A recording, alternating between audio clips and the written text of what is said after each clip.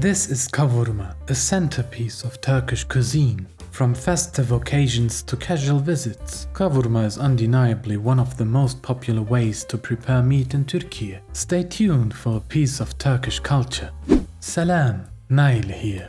Kavurma refers to two dishes. One is a preservation method to extend the shelf life of meat, similar to confit in the French culinary tradition. The other is a slow-cooked dish, where the meat simmers in its own fats and juices. Today I'm preparing the traditional slow-cooked version, a pure meat dish with only a few other ingredients added.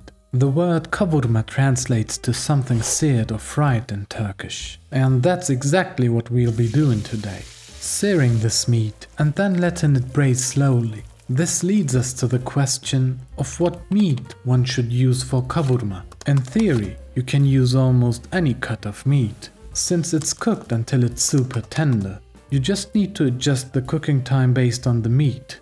However, shoulder and leg cuts, whether from lamb or beef, are often the preferred choices. Premium tender cuts are also used for kavurma, but I'll cover that in later videos. In this video, I want to use tougher, more affordable cuts and make them as tender as possible. It's a budget-friendly approach, with flavor as the primary focus. Let's get started. Today, I've chosen 1 kilogram of beef neck. It's an affordable cut with a balanced fat content, making it optimal for stews and braised dishes. I've chosen to cut the meat into bite-sized pieces to maintain tenderness. Cutting the meat too small can result in dryness and quite a fibrous texture during extended cooking. To start, the meat is seared in oil to impart richer flavors through the Maillard reaction. Let's turn up the heat. For me, it's level 9 out of 9.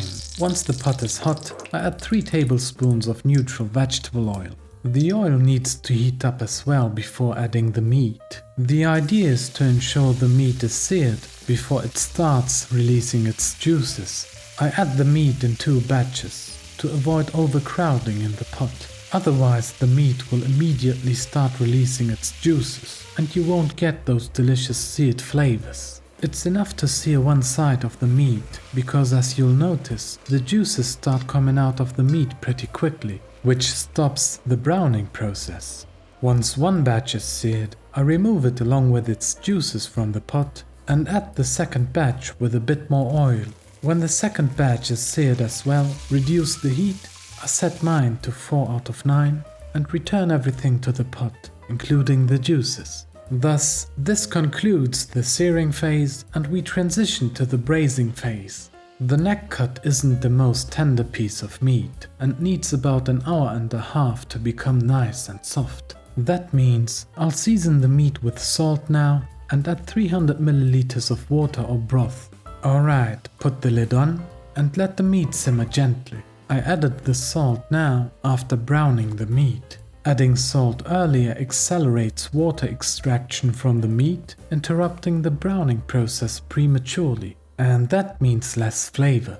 Every half an hour I stir once and check how much liquid is in the pot. If there's very little or no liquid left, I add either a bit of water or broth. In my case, the water in the pot was sufficient throughout, and I didn't need to add any additional liquid. In the last half hour, check on the meat more frequently to make sure it doesn't overcook and lose its structure. The dish is ready when the meat is beautifully tender and falls apart effortlessly when pulled apart. No tough chewing here. The meat pieces should almost melt in your mouth. As you can see, mine is ready. That means time to serve. I'll season with a bit of black pepper, chili flakes and fresh mint just before serving to retain the aroma. By the way, this is my personal preference. Feel free to skip this step. Today I'm serving the kavurma on an aromatic garlic bulgur, accompanied by creamy tzatziki and eggplant.